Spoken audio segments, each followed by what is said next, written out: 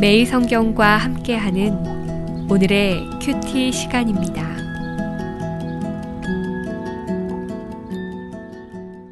요한계시록 15장 1절에서 8절입니다. 또 하늘에 크고 이상한 다른 이적을 보매 일곱 천사가 일곱 재앙을 가졌으니 곧 마지막 재앙이라.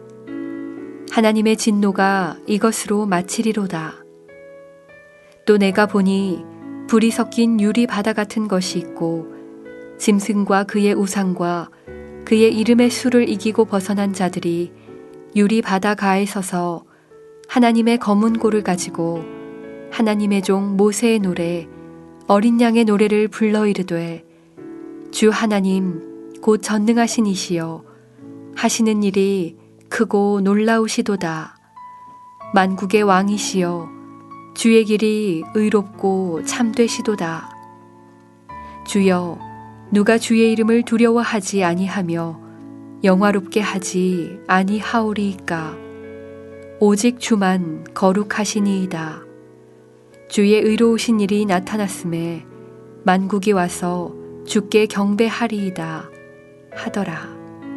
또 2일 후에 내가 보니 하늘의 증거 장막의 성전이 열리며 일곱 재앙을 가진 일곱 천사가 성전으로부터 나와 맑고 빛난 세마포 옷을 입고 가슴에 금띠를 띠고 내 생물 중에 하나가 영원토록 살아계신 하나님의 진노를 가득히 담은 금 대접 일곱을 그 일곱 천사들에게 주니 하나님의 영광과 능력으로 말미암아 성전에 연기가 가득 차매 일곱 천사의 일곱 재앙이 마치기까지는 성전에 능히 들어갈 자가 없더라.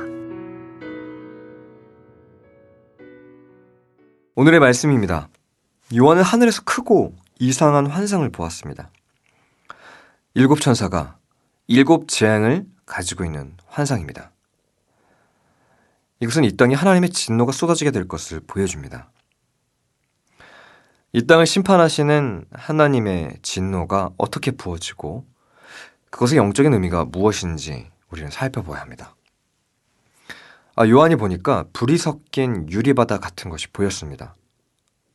이 유리바다는 솔로몬 성전의 노떼아를 반영합니다. 새로운 출애굽에서 경험할 홍해를 영적으로 비유한 표현인 것이죠. 유리바다에는 짐승과 그의 우상과 그의 이름을 이기고 벗어난 자들이 서 있었습니다. 그들은 짐승에게 경배하는 것을 거절하고 짐승의 수 666을 거부하고 신앙을 지키다가 죽은 순교자들입니다. 그들은 하늘의 홍해라고 할 수 있는 유리바다를 건너서 하나님 앞에 서게 됩니다. 순교자들이 적그리스도에게 고난을 받고 죽임을 당할 때 사람들은 불쌍하다고 생각하거나 조롱했을 것입니다. 그러나 그들이 유리바다의 승리자의 모습으로 서 있습니다. 우리가 믿음으로 살아내느라 이 세상에서 고난당하고 핍박을 당하고 손해본다고 할지라도 사랑하는 성도 여러분, 우리는 패배자가 아닙니다. 하늘의 유리바다를 건너 승리자의 모습으로 우뚝 서게 될 것이기 때문입니다. 최후의 승리를 믿고 오늘 하루 주어진 삶에서 고난을 두려워하지 않고 믿음으로 살아가시기를 기도합니다. 유리바다에 선 이 순교자들은 하나님의 검은 고를 가지고 모세의 노래, 어린 양의 노래를 불렀습니다.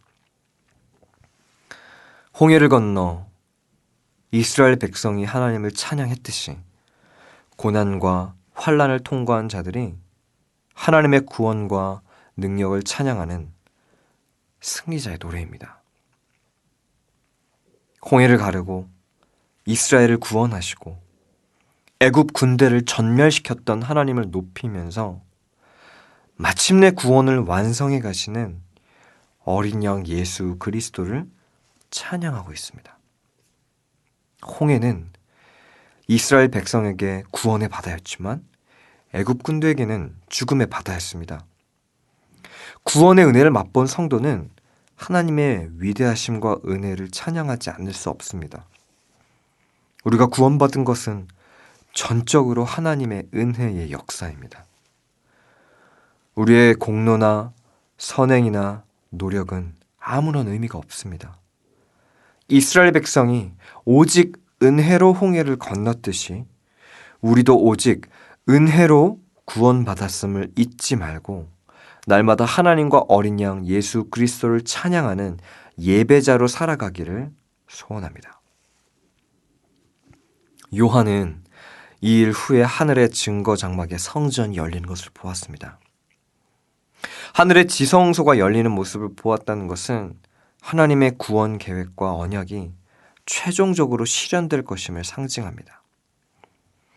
성전에서 7 천사가 맑고 빛난 세마포 옷을 입고 가슴에 금띠를 띠고 성전으로부터 나와 하나님의 진노를 가득 담은 금 대접을 받았습니다. 이것은 성결한 7 천사가 하나님의 사명을 받아 왕적인 권위를 가지고 신실하게 하나님의 진노를 실행할 것을 보여줍니다.